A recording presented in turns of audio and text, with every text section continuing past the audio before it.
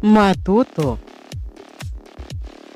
tumalino, at ma-inspired kasama si Teacher Beth. Ang ating asignatura ngayong araw na ito ay MAPE. Ito ay napapaloob ng Music, Arts, Physical Education, at Health. Ang ating focus ay sa music. Ang aaralin natin ano ang tinatawag na rhythmic patterns, paano natin ito sinusulat, right rhythmic pattern that we heard na ating naririnig. Ito ay nakabase sa most essential learning competencies ng DepEd. Tuloy tayo sa ating aralin. Ayan, magandang araw mga bata. Ngayong araw na ito, marami na naman tayong matutunan. Ako nga pala si Teacher Beth, ang iyong makakasama sa iyong pagkatuto. Handa ka na ba? Pero bago tayo tumuloy sa ating panibagong pag-aaralan, huwag mo munang kalimutang mag-like at mag-subscribe para ma-update ka sa lahat ng mga videos na aking na-upload. I-all mo na para manonotify ka o mapapaalalahanan ka na may panibago akong tutorial videos na na-upload. Pero bago yan, mayroon lamang akong life encouragement verse na isi-share sa inyo. Makikita natin ito sa awit chapter 47 verse 6. Ang sabi, sing praise to God. Sing praise. Sing praise to our King. Sing praise. Sa araling ito, maisasagawa mo ang rhythmic pattern na iyong naririnig. Matututunan mo kung ano ang ibig sabihin ng stick notations. Makakasabay ka sa pagpalakpak ng isang rhythmic pattern. Kaya mong isagawa yan. Kaya mong matutunan ang mga dapat inaasahan sa iyo. Kilalanin naman natin ang iba't ibang nota at rest na ating napag-aralan. Ito ay half note. May kalahati siyang kumpas. Kapag pinagsama natin ang dalawa na yan, magiging eighth note na bubuo ang isang kumpas. Quarter note. Kapat na nota. Mayroon siyang katumbas na isang kumpas.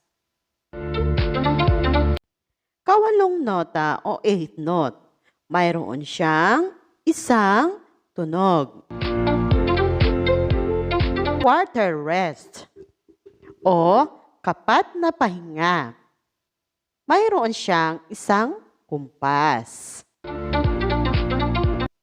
Ang beat niya o tunog ay hindi mo maririnig o hindi naririnig, pero mayroon siyang katumbas na isang kumpas.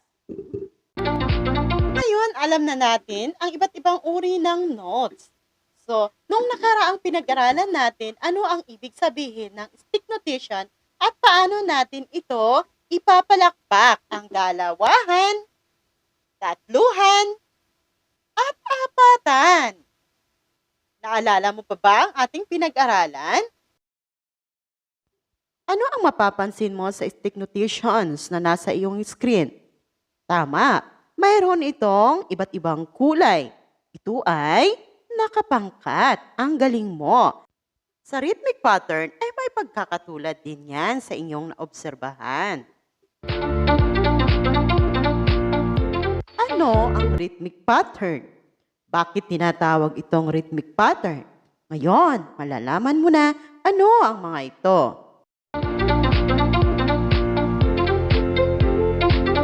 Ang rhythmic pattern ay ang kombinasyon ng mga notes o nota at rest na may mahaba at maiksing tunog na paulit-ulit.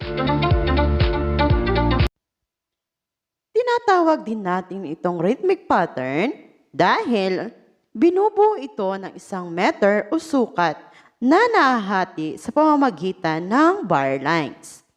Ang rhythmic pattern ay may katumbas na time signature.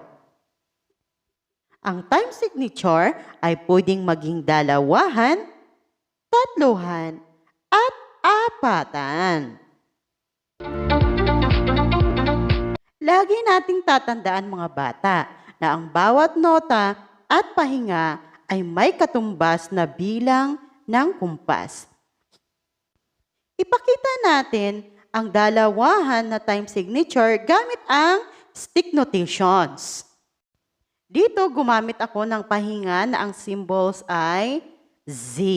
Huwag mong kalimutan na ang isang stick ay katumbas ng quarter note. Ang dalawang stick naman na may pinatong sa taas, yan ay eighth note. Tandaan mo rin na ang rhythmic pattern ay binubuo siya ng bawat sukat ng mga nota at pahinga.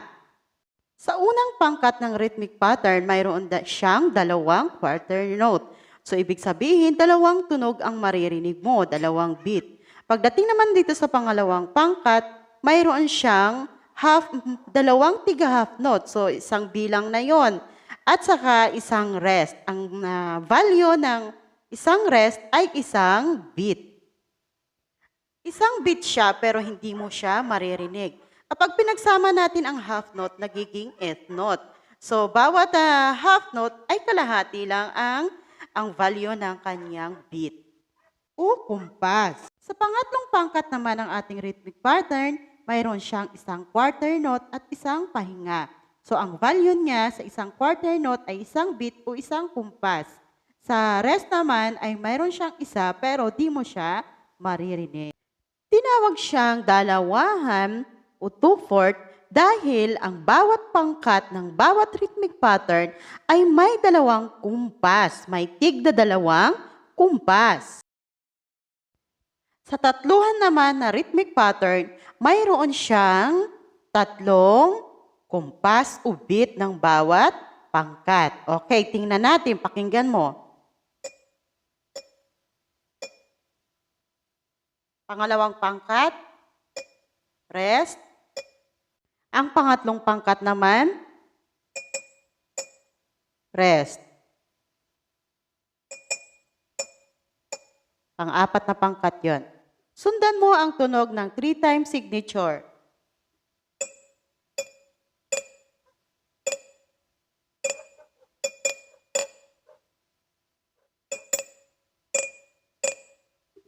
Ngayon, subukan mo ang rhythmic pattern na tatluhan sa pamamagitan ng pagpalakpak.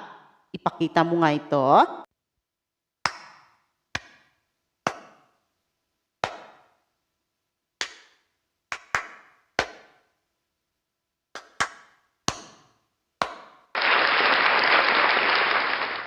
Magaling! Ngayon, punta naman tayo sa rhythmic pattern na apatan.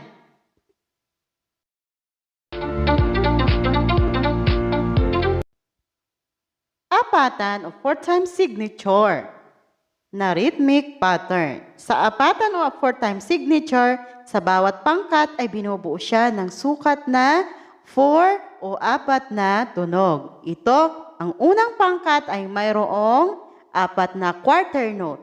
Pagdating sa pangalawang pangkat, mayroong isang eighth note, isang quarter note, isang pahinga, at isang quarter note. Pagdating dito sa tatlong pangkat, mayroong isang quarter note, isang quarter rest, isang eighth note, at isang quarter note. Pagdating dito sa pang-apat na pangkat, mayroong 4 na quarter note.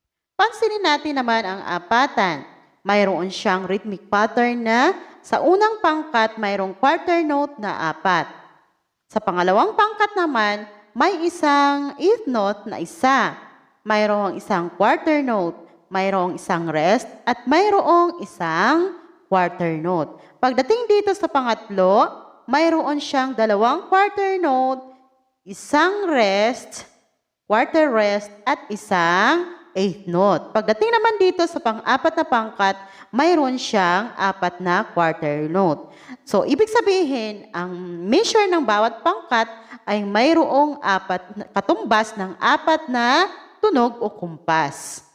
Subukan nating itunog ang rhythmic pattern na apatan.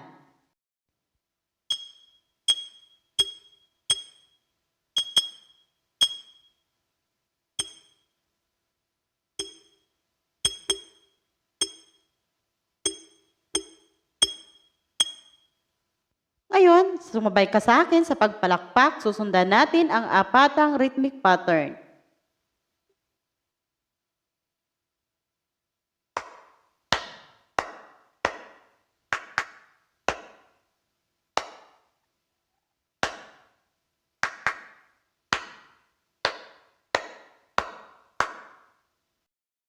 Subukan naman natin kung anong rhythmic pattern ang mabubuo gamit ang stick notation. Okay, kumuha ka ng lapis at papel. Kung matama ang iyong maririnig na rhythmic pattern.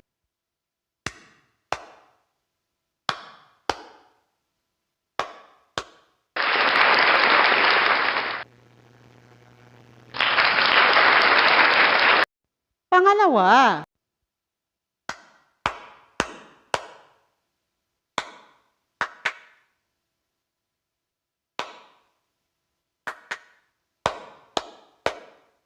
ang tamang sagot ay 4-4. Salamat sa panunood. Hanggang dito na lang tayo sa susunod ulit. Kaya kailangan naka-subscribe ka, naka-all ka para manonotify ka na may panibago na naman tayong tutorial videos na na-upload. God bless! God bless!